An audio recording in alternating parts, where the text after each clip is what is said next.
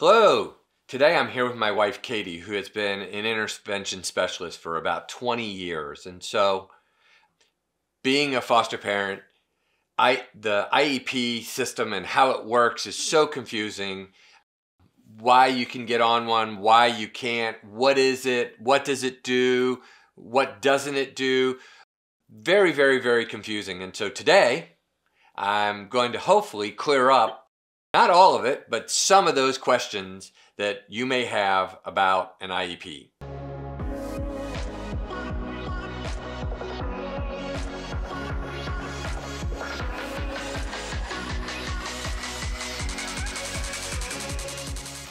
So Katie, what exactly is an IEP? So IEP stands for Individualized Education Plan. So it is a plan where you have needs identified educationally, and then you have goals and a plan to reach those goals. Okay, so why would you want your child on an IEP? Well, I think a lot of times people, when their kid's struggling, right? A kid's struggling. So when you are on an IEP, you have a case manager, which would be like me, an intervention specialist that's assigned to your kid. And I have anywhere from like 10 to 18, the maximum kids like on my caseload. So you have people that are really invested in your kids specifically for there's goals that they're wanting them to reach, and they have intervention time every day that they work specifically towards those goals. So it's really more individualized education. And if your kid's struggling, you're thinking, okay, well, more individualized, it would help them grow. So somebody told me that an IEP is a legal document of some type? It is. It's a legal document, and so once it's in place, people are bound to it like it's a federal document. Okay, so one of the advantages to an IEP is that the school can't just skip over stuff, right? They have to. They have to do it. So that's a huge advantage. So can anyone get on an IEP? Okay, this is the tricky part. So a lot of times parents will say, okay, my kid's struggling and I want my kid on an IEP. Well, there's a process. And the first step is to formally request an evaluation. So before you have an IEP, that's what's called an ETR, Evaluation Team Report, or a multi-factored evaluation. People will say those MFE, ETR. So the MFE is the evaluation. The ETR is the report of the evaluation, okay? But you have to request that you want this done for your child. Once you do it, I would say it in writing, but then the district has 30 days to respond if they're going to do the evaluation or not. So the reasons like why they may not would be, for instance, like I know a lot this year right now, people are asking for them and their kids are behind and struggling. Well, we've had COVID, right? So if a district looks and a child, let's say, missed a bunch of school, or their attendance is terrible, or, let's say you had COVID and they were remote and so they haven't really been in school. You don't want to, I'd say, a kid has a disability just because they need extra help, right? So the district has the right to review the records and say, okay, we don't suspect a disability. We're going to continue with this and this and this, other things that they're going to do at that time. Also, they may say, oh, you're saying your kid has a disability, but here's the test scores that they've gotten, and here's compared to other peers their same age, your child's not behind. Like, we have parents that would say, oh, I think my kid needs an IEP, but let's say their other children were gifted and their child's just average. So the district does have a job to look and see, are we even going to expend the resources to do this testing, or they have valid reasons why they can say they're not, okay? Okay. But if they do say, okay, we agree with you, there are some we see some reasons, some red flags, or we hear you, we agree that there might be something, then after they agree within that 30-day window, okay, we're going to test, then they have 60 days to do that multi-factored evaluation to determine, and that's when you do testing from in all different areas, and the psychologist and speech path, all those people that may be involved would do testing and come within 60 days with a report to determine if they do. All right, so that was sort of high level. So let's walk through the steps of how the process of an IEP. So first they do the MF something. MFE, multi-factored evaluation. And then what happens after that? If the child qualifies, then they have 30 days to write the IEP, individualized education. So for instance, to give an example, let's say a child qualifies for receptive language and reading, right? Okay. So then the intervention specialist and the speech pathologist now would take over and create goals related to their individual needs and say, put a time and an intervention plan in place. For instance, like if I have a child who has decoding issues, I'm going to work with this child for, let's say, 600 minutes a month, which is 30 minutes a day, specifically on phonics to build their reading. And maybe the speech pathologist is going to work with them for 100 minutes a month and working on their receptive. So they make a goal, what they want them to be able to do in the next year, and then kind of the plan on like, how are they going to meet that? Are they going to meet that in a small group with explicit instruction, that kind of a thing? Okay, so then the intervention specialist and the team writes an IEP. Then what happens? Okay, so then they have a meeting, and the team includes the parents. Yep. So if a child's in foster care, actually you don't have custody, so someone like from the county would attend, but a lot of times foster parents do attend too. So just know that because of legal, Yep. that you don't really have custody. So then they come and they meet and they say, okay, this is how we're going to do it. Parents have their input. They're part of the team. And so then they put that plan in place. Every quarter or however the district, like we do it quarterly because that's how we do grades. We get a report, a progress report sent home to the parents specifically on those goals. Okay, this is where they were. This is what progress they're making right now. And we do that for a whole year. And then it's annual. You come back after a year and you meet about those goals. You set new goals and you kind of have a conversation. The nice thing about an IEP, though, is it's what we call a working document, which means at any time during that year, you can call a meeting and you can change a goal. Like if they're not making progress, okay, why aren't they? Do we need more time? Do we need different interventions put in place? Or, that kind of a thing. So when you have that multi-factored evaluation and you get that ETR, that report, it will identify specific needs that child has. So any identified need can have a goal related to it. So if you think, okay, now they're struggling in math, but math wasn't identified as a disability, you can't just make a goal for math. Okay. So I guess the next big question is all right, so my child gets an IEP. That school year ends, they move to the next grade. So does the IEP disappear or does it? So the IEP is for a calendar year, not an academic year. Okay. So if I have a meeting when I go back to school in January, right? Yes. That IEP for that child is good from January 11th, 2023 until January 10th, 2024. Okay. So it's 1 year like that. If you move to another district, Yes. they have what's called a transfer review, where they review it. They can just adopt it and say, we agree with everything and we're going to implement it. Or they can say, we agree with the ETR, right? But we don't really see the goals or how we're going to implement it, so we may rewrite the IEP. However, it's a meeting. It's a team process. They can't just say, oh, we disagree with everything and we're not doing it.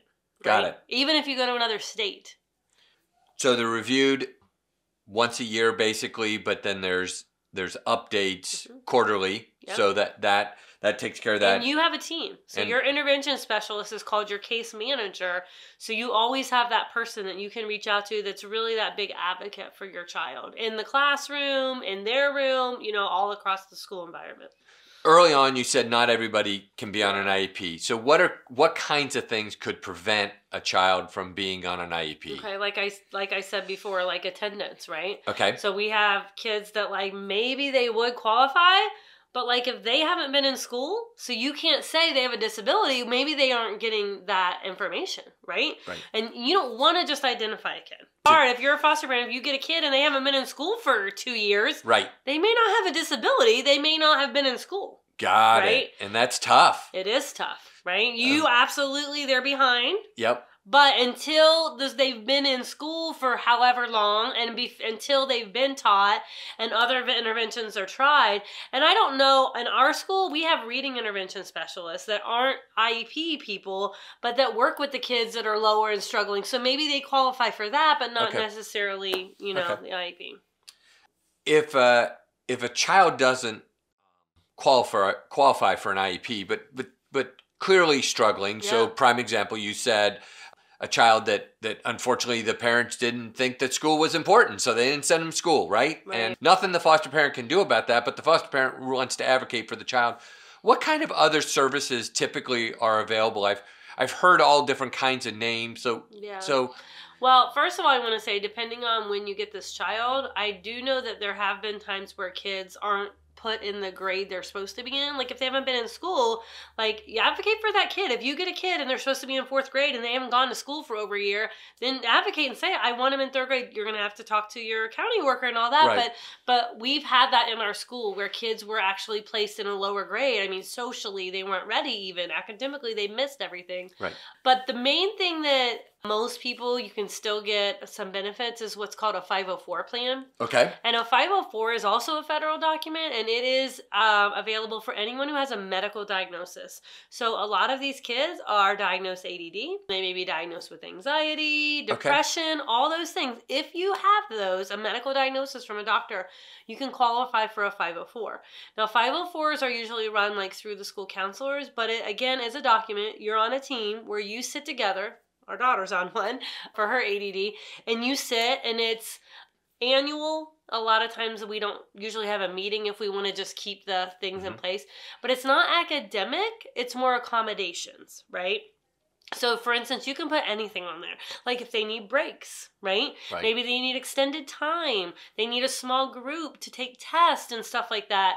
And so that's something that even if you feel like your child has needs and they don't qualify for an I.E.P., look into that if you have any type of medical diagnosis. I know a lot of kids in care do have some type of medical diagnosis, or they may need diagnosed even though they don't have it. But be that advocate, go to the pediatrician and tell your struggles and see if they can't help you get that kid some type of support.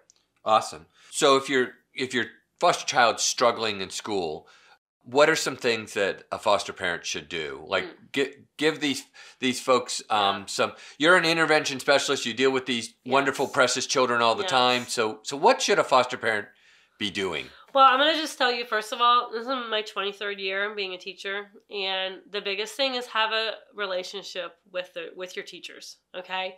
I right now have kids that are in foster care, and also like on my team, like they might not be on my caseload, but they're in the same grade and they work with the same teachers. And I cannot speak to how much it matters if you communicate with the teacher and are open with them, and it is just huge. It's going to help you. It's going to help your kid, right? Tell them. You don't have to tell them the confidential stuff, but you can say, they're in care. We're really struggling. You know, we're going to have visits, or, you know, something's triggering. Let them know, okay? And be open to what they say. In my experience, like I said, I've done this for 23 years. Most teachers want what's best for your kid. So if they're telling you something, don't think they're just saying something about your kid, right? They're saying it because they want to help your kid as well. And so have that communication. Let them know what's going on. Ask them if there's things that you can do at home. You know, be honest and be open to hearing what they have to say, but also sharing a little bit of your struggles at home, and like maybe say, listen, they are on medication. I've had parents that are like, but I'm telling you, when they get home, they can't do anything else, right? It's everything they could do to keep it together at school. And you'd be surprised how much teachers are willing to work with you and work with those kids. So I think communication, being open, listening, and speaking, and keeping it open, I think is the biggest advice I would have. And finally, what advice would you, it's sort of a duplicate question, but do you have any other advice for foster parents with children that are struggling in school that just specifically from the foster parent role that you think they should do or shouldn't do? Are there, I've heard of Title. I've heard of all these other programs. Well, Title depends on the amount of poverty in your school. So not all schools have Title. Okay. So you have to have at least 30% of your school on free and reduced lunch to qualify for Title. Okay. So not every school has that. If they have it, your kid may qualify for that. Actually, if your kid is in foster care, there's the McKinney-Vento Act. You should look that up. It talks about kids in care that automatically are going to qualify for reading help. Whether they're IEP or not, it's because of that trauma that So what was that called again? McKinney-Vento Act. So I'm assuming most schools know what that is? Well, it's a federal law, so I would hope so. If not, look it up and you can tell it to them, you know. So Right. if there is services there that your child would get that, you know, reading help, or, you know, Got it's it. just an extra person in a small group that's really going to help kind of make sure that someone's keeping an extra eye on your kid. This whole system seems very confusing. It is. I'm going to speak as a devil advocate. It seems like that the schools have the ability to, if they don't really want to do it, they sort of have some get out of jail free cards that they possibly can pull. And I understand that you're in a great school district that Right. doesn't do that, but is there an appeal process, or is there something that a foster parent can do if a school says they don't qualify for an IEP, or are you just at the mercy of whatever the school says? Well, I mean, I know our district worked with parent advocates, so then they would like sit in with a parent and advocate for the kids. So I would just say do your research. Okay. You know, I'd say get on these foster parent groups, reach out with your questions. The odds are somebody else has gone through it as well, or there will be somebody on there who would be like me, who has some experience and could talk to you. So just keep plugging away. You know what's best for Absolutely. your kid, and keep So fighting for him. do the schools typically listen? I don't know. I'm just asking. Do the schools typically listen to the county worker more than the foster parent? Does a county worker have more weight within the school In my experience, district? the county worker doesn't really advocate for the kid. Okay. But the county worker has to provide permission for any testing because they have custody. Okay. Well, I just didn't know if. I mean, I don't. I've only had a few experiences, and it's not been the county worker. Okay. Well, I was just curious if from a school's perspective, if you felt like the county had more weight than a parent, or because they're another federal agency. Right? They might, but I don't think they do that. Okay. They have too many cases. Got it. So I hope that this helped you with the I.E.P.s. Let's just, it's a federal program. So any federal program is convoluted and difficult and has rules associated with it.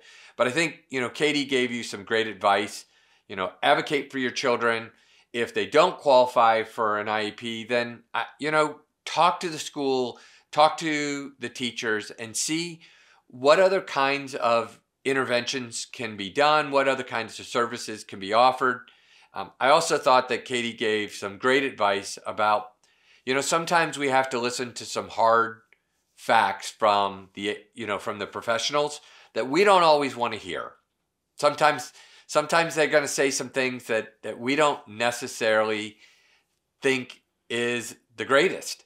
And during those times, that's when we just have to sort of swallow our pride and say, okay, they're the professionals, and go from there. And the last piece of advice I thought Katie gave that was really great was, you know what, if you're struggling and you don't feel like your district is doing what you think they need to be doing, get on those Facebook groups. I guarantee you there's somebody else in your district, and you may find out they're doing exactly what they're supposed to be doing, or maybe you find out that you have to go talk to this certain person, and you have to run it up the chain farther to be able to get the services that you need and that your child needs and deserves. So, don't be afraid to advocate for your children, but at the same time, listen to the professionals because they are the professionals.